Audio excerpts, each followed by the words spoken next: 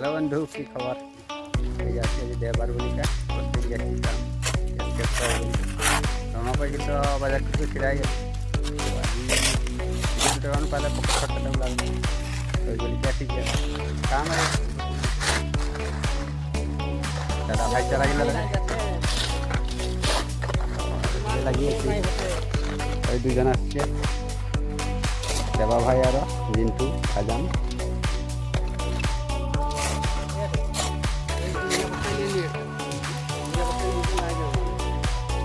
একবার মান হেরি করলেন দেখিলে